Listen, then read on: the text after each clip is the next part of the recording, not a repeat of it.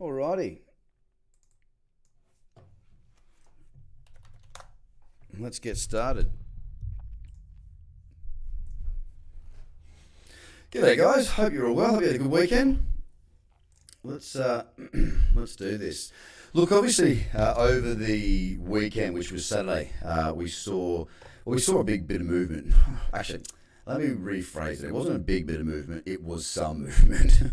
And look, I want to explain what I've been seeing, and really just sort of go through and have a look at what might come this week. Some of the, just sort of, I guess, display some of the potential outcomes throughout the week so that we're all ready for it and all prepared. Sorry, I'm just turning my head to see any questions. Hello to you all. Some people seem to be getting feedback. I'm not sure what's going on with that. Give me a second.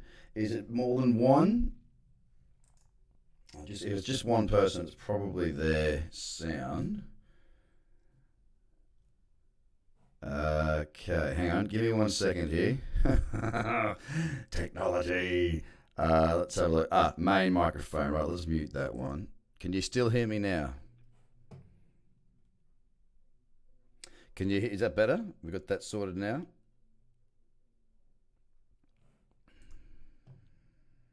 Okay, we're back.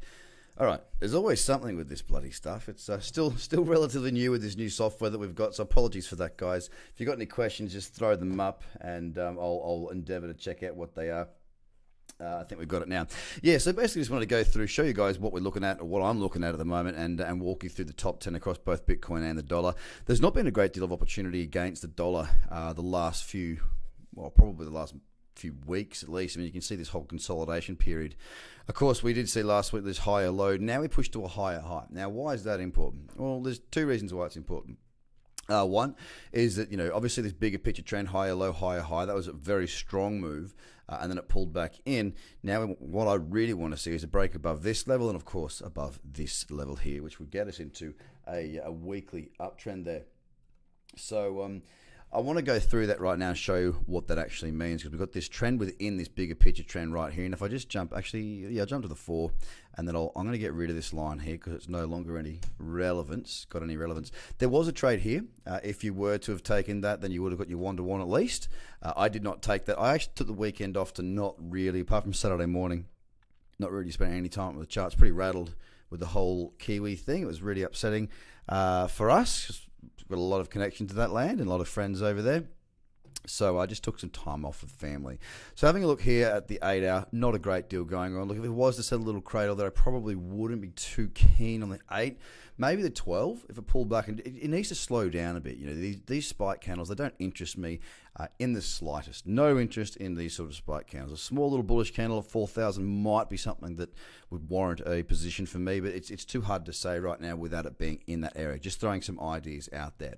Once again, moving back to the 4, then out to the daily, the reason it's really important for me to get above this level is that we haven't seen that third high in the trend. So high, second high, a third high. I haven't seen that since way back in 2017. So not to say that if we do see it, that we're going to see the bottom of the market, but we are holding down around these regions. And actually, you know what I did today? I had a look at the market. When was it?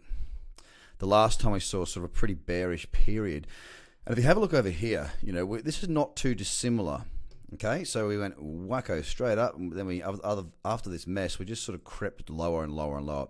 Now, there wasn't a clear reversal back here because it did set another lower low, then we pushed up. And I think that's why I hear a lot of people referencing what they want to see, which is a big drop in price again. They want to see it tank again, and then buying coming with big volume. Now, as much as I can understand why people would think that, because, well, it did it over here. The last time we came out of a bear market, we saw that. But in my eyes, it's not really something that I'm too familiar with my trading. I'm not really looking for that sort of move. I'm just looking for clean reversals. And of course, when we did see that reversal eventually, it was probably this break of 475 or thereabouts. We did really start to see it trend. And of course, this is a weekly chart I'm looking at right now. We did see that very, very strong move. And if you look at that, I mean, look, it doesn't take very long. We're talking 26th of May, to December 2017, a year and a half or so. And I mean, let me just say, that was wonderful. I didn't get in back here. I was in up around here. July, August was where I sort of started getting in, and I just got this bit, but that was pretty full on, that bit as well. So very interested to see what happens here. Again, as you see here, there's been no uptrend on the weekly since we were back here. So that's why I'm looking at that quite closely. I've got the Bitfinex chart here, so it doesn't really have much data going back any later than 2014 that's worth really looking at. So yeah, I mean, that's kind of the reason why I suppose it's a significant level for me, this point here and this point here. You can see a couple of other things, a couple of green shoots coming in, of course. We see a number of bullish candles, green candles, 4 in a row. It has been a very long time since we've seen that. Last time we saw it was back here, and it was a much bigger run back here. But this is starting to look like it's just been consistent. Now, that's not to suggest that we won't fall again. I'm certainly not suggesting that. And even if we do move higher, this monthly is still on a downtrend. You know, it's still there. It is still looking bearish. We could pull back into this cradle zone and then set up a short from 5,500, 6,000. But for the time being, I'm going to focus on what is, and what is that we do have another higher high as we move towards this high here. So no trades for me just yet on Bitcoin, but of course with Bitcoin being the master of our universe, so to speak, it's really wise to be switched on to what's going on. I did a video last week. I can't remember where. I do a lot of content, but whilst this market's sideways like this, really good time to be trading against Bitcoin and building your sats stacks. That's hard to say, but we did it. Okay, let's go across and have a look at the top 10 right now. I just want to chuck this up here. Ethereum, look, as you'd probably expect, very similar to that of Bitcoin. And again, we did see a higher high creep in here. Here's a higher low, here's a higher high. It is pulling back. It's not showing all that much there as far as I'm concerned. And you can see here it's consolidated for a number of weeks now on Ethereum. Not really, but Bitcoin was creeping up. Ethereum really didn't do that. It just sort of hung, and it's hung for quite some time. So until we get some real follow through of that buying, I'd love to see these highs get taken out across the top 10. Then there's not really much action there for me. Of course, at the same time that we saw Bitcoin see that little cradle up, there was a cradle here, and yes, again, you would have got 1-to-1 or maybe even 2-to-1 on a move like that. But again, it has come off quite quickly in the last few hours. EOS did not create a new higher high in that micro trend. You'll note here there's still, we didn't break this level. It's pulling back in. If I look at the 4 hour now, there's nothing really there that's of any significance to me, and it does look as though on EOS, and I'm hoping that the market doesn't do this, but there is the potential for the market to continue to consolidate throughout the week. I'd really like to see really like to see continuation, getting us some good trading opportunities. Okay. I will have a look at Steam in a minute, David. No dramas. On to Stellar Lumens. Well, again, it was a pretty lackluster week last week on Stellar. Stellar really did, kill the pig, so to speak. It's an Australian term used there. It don't mean they actually killed a pig and sacrifice it to the Stellar gods for movement. I just mean that it had a really good run. All right. It was the bee's knees throughout this period. It's pulling back now. I'd love to see a pullback on the daily, and look, if I do get that, I know this is Bittrex. I'm not sure. I haven't been into Bittrex for a long time, but I've got some emails about them crossing and pairing with dollar. So I might actually have a look at that if it does set up, because it could be nice if it does set itself there. But as you can see here on the 4 hour, it's just sort of holding here.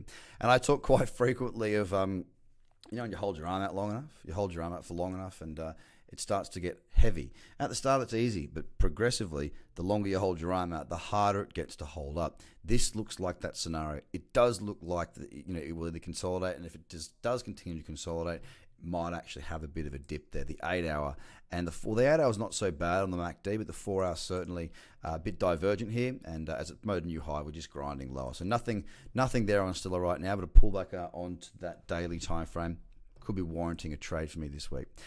Ripple has been the most horrible looking sideways market for a good number of months now. Nothing really going on here. Not anything more to talk about there. It's just a goddamn mess, to be fair.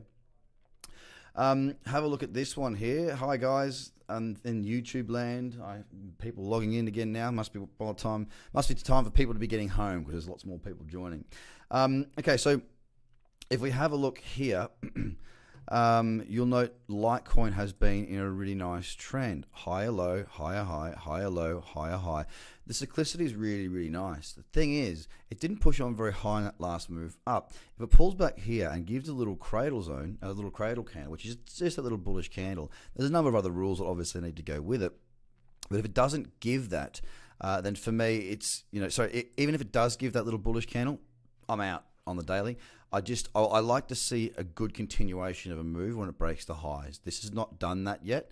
Now, that's not to say that this little blip that we've seen up and back down, it might just create a higher lower here on the 8 hour and push on. But again, I'm not interested in trading Litecoin against the dollar right now because very strong divergence of this MACD. And MACD for me doesn't get me into trades, but it sure as hell does keep me out of trades. It can show some weakness of depending on the direction. In this case, it shows a little bit of weakness of potential from the buying side. Bitcoin Cash. Now, this has been having a really, really good run. What you'll note here on Bitcoin Cash is the higher low, the higher high. It's had a pretty strong run over the 3 or 4 day period. Pushed on again today. It's gone from 130 to 160. If you have a look at this on the 4 hour, yes, it pulled back into this cradle zone. Yes, it gave a little bullish candle.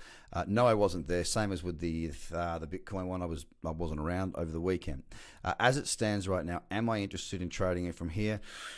Divergence, as price makes a new higher high, MACD does not. It's not what I'm ready for yet. But I tell you what, right now, if it does continue on, it can reset itself throughout the week. If it does continue on, I'm all good for trading Bitcoin Cash. It's become a little less of the ugly duckling, just simply because it was. I didn't touch it through here. It was going a little bit mayhem, a bit crazy.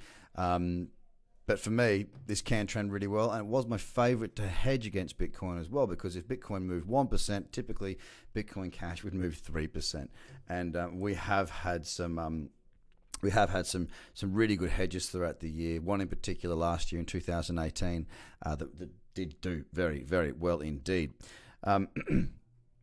All right, let's make sure we get across to Binance now.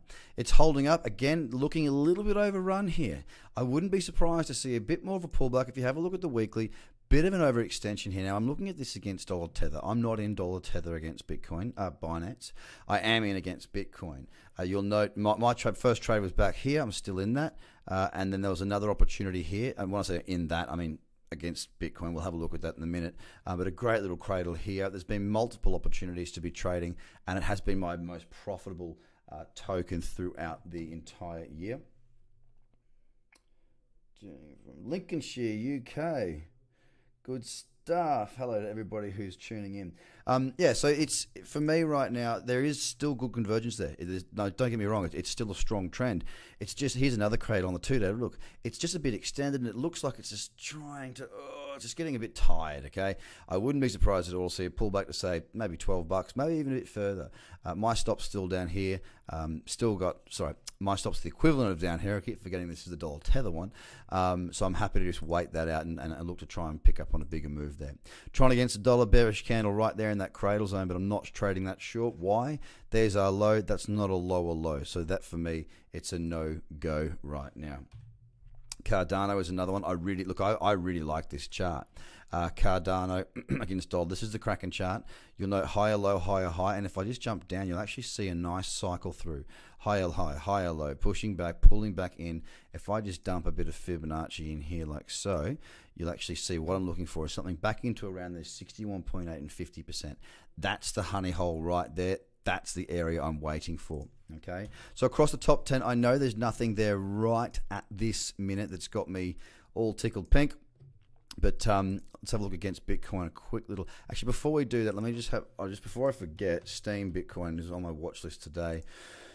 And question came in about what I think of it. Well, what do you think of it, David? Because that's what you need to work out is your decisions. What I see here. Hey, Philip. What I see here is a little bullish candle right there in an uptrend. If I back that out with the 2 day, you'll actually note as well, it's beautifully back in that cradle zone, good convergence. There's a lot of things to say positively. And don't forget, if you're sitting there thinking, well, I don't like that because its fundamentals are weak or whatever reason you can come up with. For me, it's not about that. I couldn't care less about fundamentals when I'm trading. It's about reading the chart, and the chart tells me everything I need to know. Of course, if it does break down through the low of this candle, then I'll cancel the order. I won't be looking to do that. For me, it's about waiting for the right opportunity, and this one's on a watch list today. So, David, yep, I'm still good to go there, mate. I don't have a clue who Don Alt is, James. And to be honest with you, mate, I actually don't follow anybody when it comes to trading. And I don't say that to be arrogant. It's just I don't really care what anyone else is doing, honestly. I'm the only one that can make my decisions. I've been trading for 13 years, and I sort of know what I know, and it works for me. So if he's talking about getting you $200, I don't know what the man said or woman or whatever they are. Ethereum to $200, sure, love to see it. Because if Ethereum gets to $200, we're probably going to see Bitcoin above these levels as well. And that's what I would love to see. Absolutely 100%. So let's go across to the Bitcoin pairings of, paired against Bitcoin. Ethereum, nothing really going on there, to be honest. It's pretty average, lackluster performance. Ripple, very, very ugly there as well. Not looking to short that at the moment either. Bitcoin Cash, again, a really strong run here. There's that pullback into the cradle zone. That's on the 4-hour time frame. You'll note I've got all my time frames up here. The 2-day I don't actually have tabbed, or I don't have along this toolbar because I only use the 2-day if I'm looking at the daily, and it's, sometimes I look at the daily and go, oh, maybe the 2-day will look good. Otherwise, if I see a daily trade setup, I go to the 2-day as my second time frame confirmation for me to actually consider taking a trade. Bitcoin Cash right now pulling back in. Let's have a look at this in the 2-hour. The only thing that concerns me is this high to this high. It's divergent there. Sneaking through, if I go to the 1-hour, which is going to look a bit, no, it's not too thin. From this high to this high, we're convergent. I think I might have missed it if there was to be anything. This is my Fibonacci booster strategy. 38.2 and the 61.8. I mean, look, it's probably not one that I'm going to be diving into, because if I was to take it, I would already have been in. I should have raised the order prior. If I was to see a little bullish candle forming there, let me just work my way out a little bit more. No, I don't love it. It's more or less a straight line. I much prefer to see a nice cycle of momentum carrying through. I just don't really see that right now. Questions coming in. Hey, Craig, any chance you could explain how you best use leverage in the crypto market, and do you use it often? Cheers. Yeah, Max, I use it all the time. I use it whenever I can. I try and stick within the better market cap. So what I teach is optimal chart structure. So I'm looking for good optimal trends, and a good optimal trend is good, smooth, clean, flowing chart. So I don't want to see a chart that looks like, what do we got here? Something like that. See, that represents shallow volume. I don't like shallow volume. Another example could be, let me find one. Again, shallow volume. I'm just trying to see how these are real spiky. Big spikes, big wicks. That increases my risk because my stops can get slippage. Slippage means I get stopped out beyond where I was hoping to get stopped out, and I'll lose money on that. Now, of course, I know that these are not here as margin leverage trading pairs, but let me take you to my margin pairs and show you smooth flowing trending charts. Let me get you out of here. It's a very valid question, so I'll go into a little bit more detail. Dash, not so much. Where am I going to go? I'll go to ETP.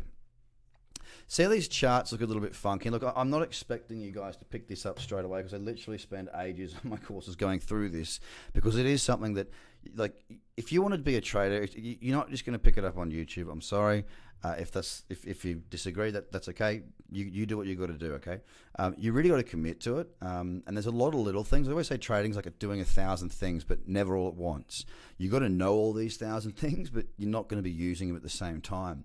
So for me, this might not look any different to some people, but to me, this just screams of very illiquid markets. Illiquid markets, I won't trade pretty much at all, because I can't get the position that I want. And if I'm using margin, it's not something that I'm willing to partake in, because it's just too thin. EDO is another example of that. See this? See how funky that looks? That just tells me that there's not enough going on there. You compare that to this, and you can see smooth flowing. Now, of course, it's not a smooth flowing trending chart right now. It's not the best of trends, but it's smooth. There's no big gaps. There's no funky weird stuff. There's a couple of spikes here and there, but it's nothing like what we saw over here on EDO. Now, Bitcoin Gold is one I haven't traded for a long time. Again, it's a bit thin, because back in the start of 2018, I got stopped out on slippage, and it cost me an additional 2.6%. So I've managed to avoid any really big painful ones, touch wood, so far. But that's the philosophy that I use to try and avoid what's going on there. Okay, cool. Just seeing if there's any more questions. Do you think we're in the denial phase? I don't know what the denial phase is. Don't think sentiment has truly hit capitulation yet. Yeah, I heard this talk of a lot of people, the Wall Street cheat sheet.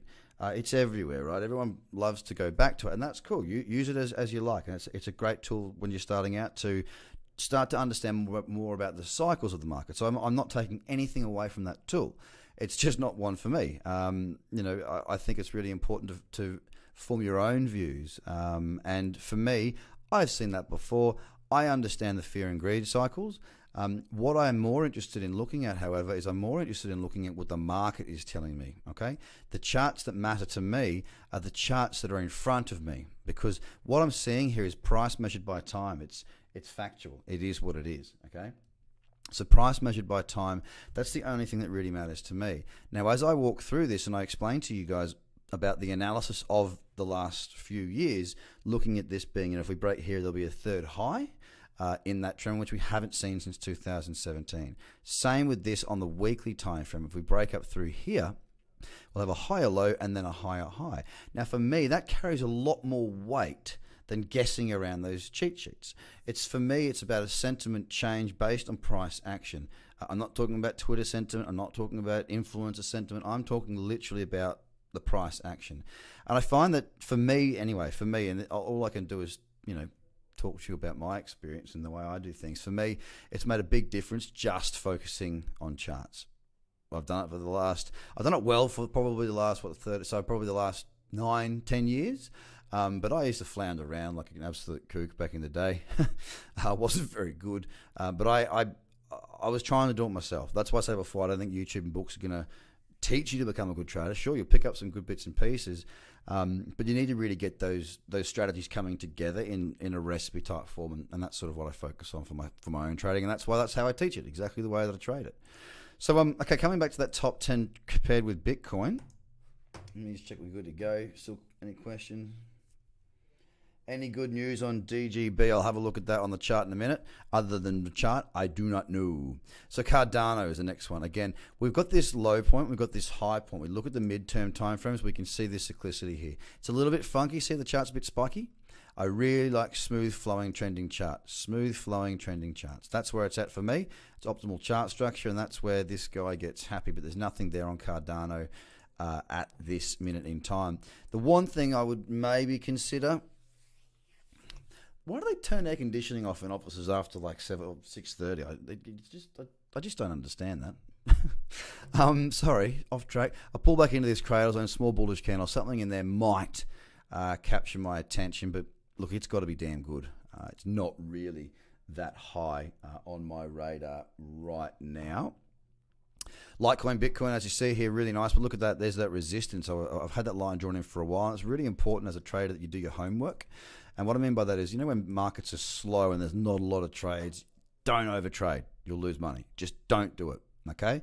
This was a great shorting opportunity ages ago on that break. It's moved very well. And this is what I mean by smooth flowing trending charts. Look, moves down, pulls back into the cradle zone, moves away. Small bearish candle, moves away. Back in, moves away. Back in, so on and so forth. This is, you can go and use this cradle zone on any market, any time frame, guys, because it works. You can argue to your black and blue in the face, but go and check it yourself. Don't take my word for it. Go and have a look. It's a 10 exponential, 20 exponential. That's all it is. But this level through here, the homework coming back to that is looking for your key support and resistance levels and drawing them on. Because throughout this break, I had this level drawn in, right? Now it continued to fall, and this level had no relevance for quite some time. But now, you come back to where we are here and you get a bit excited about it. Well, that line's in there. So I see this line now and go, what was that? Oh, geez, yeah, okay. Yep, that's a significant level right there. And guess what? Hits that level and it's pulled back from there. I'm not really willing to trade Litecoin against Bitcoin until we're above that level, or we had a more steep pullback, perhaps even into here where I've got plenty of room before that resistance level to get at least my 1-to-1, which is my risk multiple on top. Okay, so whatever I'm risking, if it's $5 on the stop, $5 is the first target in more cases than not. And it's all about management of risk. It's what it's all about. Okay, couple of questions. Got to move this mic so I can see. Your success value depends on you, but your success counts, not the other way around. Here comes another week. Be among those benefiting from... Okay, cool. Thank you very much. There's an ad. I wish I could just delete that one. Why does everyone do that? Anyway, I'm not going to spend any more time on that. Cheeky buggers. Okay. Should be an after hours switch somewhere. Yeah, you're probably right there. Can I have a look at the stochastic RSI on the weekly for Bitcoin? Just would like to see your opinion on it. Mitch, honestly, mate, I don't use it. There's a lot of indicators I don't use. You look at this. This is how I trade. There's no secrets to it. It's just learning how to know what I'm looking for. I use the MACD and 2 moving averages, a bit of Fibonacci support and resistance. That is all I use. So if I go and throw in stochastics and the RSI, I can tell you right now, they're going to tell me exactly the same as what the MACD is telling me. And if I go and have a look at Bitcoin here on the weekly, I know you're probably looking for your overbought and oversold zones. For me, I couldn't give two shits about overbought or oversold. It means nothing to me. It's the trend. As a matter of fact, I like to trade in overbought zones if you were to read typically the way that RSI and stochastics is meant to be used. For me, if it's overextended, you little ripper, because it's in a strong trend. Look at back here. Throughout this run through here, you know, your RSI would have been maxing out most of the time. For me, it doesn't mean anything. Trade what you see, not what you think, and trade the trend. But happy to answer that question for you. I'm just seeing if I'm missing anything here. All right, I will have a look at Verge. I will go and have a look at Verge. There's another one as well, DGB. Let me just get through here. So EOS against Bitcoin is the next one. We'll go back to the daily here.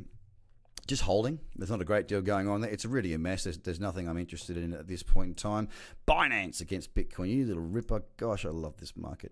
Look at this. This was the first entry of the cradle back here. Absolute doozy. First target about 8 to 1. Excellent. Move the stop to there where it remains. Got another trader through here on a lower time frame as a Bitcoin breakout. It's not actually, sorry, it's not on this. I think it might be, there it is. So, just come back a bit. Just to show you guys what the sort of stuff I look for, how I use my support and resistance. Look, here we have a flat level of 3 tests. 1, 2, 3, actually more than 3. Higher low there for my stop. Momentum shifting to the upside. Whooshka, up she went. Got a really nice run out of that. I exited here on that position. Okay, really great trade, but I've stayed with, so I exited that entirely, right? But for me, this one based on the daily, I'm looking for a bigger move, and that's why I've not jammed my stop up to say here or even here. I'm not bothered about if I do get stopped out. I mean, I entered here, I've got a really good move on there, right? So if I look at this realistically and go, okay, it pulls back into here. If it goes from here to here and stops me out without creating a position for me to move my stop, I will be surprised. Now, I've been surprised before, but for me, I'm willing to take that risk, as well as even on the weekly here. You know, my stops here to pull back straight down, it would be really bad. Something very significant, in my view, would have to happen for that. So I'm keeping my stop there. As far as where we're at now, look, we are consolidating. And I have a line drawn in up here on this 4-hour chart, and I am watching it, but it needs to evolve a lot more before I'd consider a trade. And currently, test 1, test 2 is what I'm calling that. I need to see it pull back, give me a higher low, which it's trying to do, to be fair, and then retest. I call this a bee's dick break. Why? Because how big is a bee's dick? Real small. That's just what sticks in my mind. Again, a lot of the stuff you do with trading, it's about retention. How do you know what to use, when to use, and how to use it? A lot of my rules are based around things you remember because they're easy. The easier it is to get right, the harder it is to get wrong. And that's how I try and live my life. Keep it simple, stupid. So yeah, you know, I need to see the MACD start to curve back up. I'm not really interested on the 2-hour. It's more the 4 and higher that I'm pretty keen on. So the 8-hour, ideally, it needs to pull back a bit deeper, get this MACD coming up to fit those rules. Now, question again. Do you think TA is just self-fulfilling prophecy? Doesn't that mean it's open to manipulation by whales? I don't care about whales. I like dolphins. Personally, all the talk of whales and stuff, I get it. It's interesting, but they're out of my control. You know, you can only, you know, if you get in your car every day and you're scared of somebody running into you and killing you, you're not going to get in your car. You're not going to go anywhere. You're going to live in fear your whole life. Things that are outside of my control, let them be outside of my control. That's why when I'm trading with leverage, with margin, I'm sticking to most of the top 10 and just a couple outside of that. Because, yeah, if there is to be something that goes on, yeah, I do carry a bit more risk. But they're bigger markets, so they're harder to manipulate. I'm not a whale hater. I don't buy into a lot of the stuff. Look, I'm not saying it doesn't happen. I'm just saying for me, it's not something that influences anything I do ever. just simply because you've only got so much space in your head that you can be really, really focused and good at. I try not to go too deep into things that I just have literally no control over. So I just try and minimize my risk at all times around that. I hope that helps. Okay, Verge. We'll do a couple of run-throughs of a couple of charts here. VRG, is that right? What's Verge these? XR something. Somebody talk to me. Tell me what I'm looking for. I've forgotten the epic. Maybe if I just type Verge, it'll work. Yep, there it is, Binance. Let's do the Binance option. Okay. Yeah, look, it's a little bit too noisy at the moment. It's been thin. It's not been doing a great deal. Look, it's a pretty ugly chart. It's got to be said. Of course, geez. Hope you sold. Yeah, look, it's not really had a great deal of activity other than wonderful downside. The problem is with a lot of the markets, especially trading against Bitcoin, we don't have the option to short with margin. You know what else I find funny about with margin with people in crypto, and look, I understand why. A lot of people in crypto haven't traded on the market, so they don't understand that if you're trading foreign exchange, you're trading with 300 to 400 times leverage sometimes, very often as a matter of fact. So leverage is not to be scared of, it's to be educated on. And that's kind of why my business exists, I suppose, is to teach people how to use these things and not be scared and fearful, because, you know, you can make a lot more. You're not scared of your mortgage. You probably leverage 10 to 1 on that. Call that 100 times. You know what I mean? Like it's just understanding of it. Now, Verge right here, we've got the moving averages in the correct order. We've got a bullish candle in the cradle zone. For my trading, candle too big, chart or trend not good enough. As far as reading it, it's still really caught up in this cradle zone. Problem that we got if you are a short thought person is that very strong divergence on this weekly. Low here, it's a new lower low, very strong divergence. But until it really shows its true colors, I'd love to see it push on and break above here, but not in a spike. I like consistent buying. I don't like these massive spikes. I much prefer to see a nice continuation going on. XVG, there you go. Thanks, Carl. All right, what else was there? DGD, I think the other one was. Oops. There we go. Is that what we were looking? Someone was asking. No, I don't want 15-minute yuck. Get that up on the daily. Yeah, right. So again, look at these big spikes. Not a big fan of these spikes, especially this one. If you were to go long, and you can only go long here, there's no leveraged options. For me, really, no thanks. I mean, that's a real painful spike, that one, and there's a lot more to the upside. But right now, again, lower low, higher high. There's 3 types of trend. There's uptrend, downtrend, and no trend. This is a no trend. ICX. BTC. Yeah, I was stalking this last week for a trade. I actually got a trade, got stopped out on it, had a loss, but right now, really nice trend there, Ashley. Really, really nice trend. Higher low, higher high, back in that sweet spot. Love where we're at right now. Give me a small bullish candle, whether it be on the daily or the 2 daily, and it's really got my interest then. As I said, I took a trade back here. This one here stopped, so I got put in and got taken out. So look, I got losing trades too, guys. It's I'm not going to hide that. That's what traders do. They have winning trades and they have losing trades. DGB, that's the one. DGB.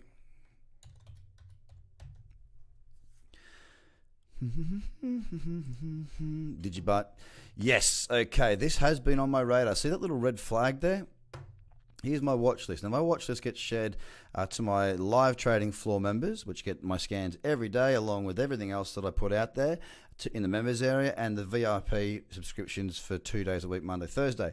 So this is the list that I make, and I often put it out on Market View to show people what I'm looking at, so you can see what it is now. Digibyte is one of those in the list. Now, a couple of things with Digibyte. First of all, it's in a nice uptrend, of course. I'm not a real fan of that big spike there. Don't love that. Don't love it at all, to be honest, but I would like to see it pull back in a bit. One thing I was watching through here, and I decided not to go for this. Now, it's not hit stop loss point yet, but for me, again, this is the definition of smooth flowing trending chart. Back in the cradle zone, higher high, pull back in. Look at that for a small little bullish candle in the cradle zone with convergence. What a move that was. I didn't get that. I wasn't around. That was 3 in the morning, then 7 in the morning. I was on my way to the office, but that was on the radar at the time. You can't take trades when you're asleep, right? You got to have rest. But I was watching this consolidation here, and I got to be honest, I was close, but I was close on the 2 because we had some convergence starting to creep in. But the 2 looked thin. Again, the 2 hour, this looked too thin to me. So when I say thin, it's not got that, the consolidation is very tight. It's just because there's not a great deal going on. So I was waiting for this 4 hour and effectively the 8 hour as well, waiting for that convergence to come back in. So I won't take a breakout just because there's a break level. I got to wait to see some nice convergence of that MACD to give me I guess the green light to actually go into the market and trade that. So I still like this chart, but it's going to have to be on the daily time frame. I wouldn't be interested on the 16 either. It's the daily or nothing for me on Digix. Sorry, Digibot. So yeah, I mean that's basically the walkthrough, guys. I've gone through the top 10 against Bitcoin, gone through the top 10 against the dollar, gone through some of my watch lists, had a look at some of the charts that you guys were looking at as well. Now I'm trying to do more of these live feeds, so to receive the alerts when I go live, go and follow me. So TraderCobb on Facebook if you're not already there. I know many of you already are. Make sure you follow the TraderCobb page, of course. If you're watching on YouTube, click subscribe and hit the like button. I think that's what they say. There's obviously got to be a reason for that. I'm new to all this social media stuff. I've been doing it for a while, but I'm certainly not an expert. I just stick to what I'm good at, and that's trading. I've been told that you've got to like stuff. I've been told to subscribe so you know when I'm going live. And finally, if you want to know more about the strategies and whatnot, I do have a webinar that is evergreen, so you can go and watch it whenever you want. It's on the website. I think it's TraderCobb.com free tools or / free tools. Either way, it's in the menu button on the left hand side. Go and have a look there. You can get access. I take you through all 3 of the strategies and give you a bit more detail so that next time you come onto these, you'll probably know a little bit more about how I trade and the sorts of things that I look for. I'll click the bell. The bell, that's what you want. Okay, click the bell on YouTube. Ring the bell. So yeah, check it all out, guys. Plenty of free stuff on the website, TraderCobb.com. Go and have a look at it. And yeah, it'd be good if you could give us a like, do a follow, and all that sort of stuff. I'm trying to get more of these out. I've got 2 young kids, so for me it's a little bit more difficult than nighttime sessions. But I do enjoy it, and thanks for your involvement. And I look forward to bringing you a lot more. Thanks so much for your night, and let's hope Bitcoin can continue soldiering on, and we get some new highs in this trend, because wouldn't it be nice to see this market really get going again? Thanks very much for your time. Bye for now.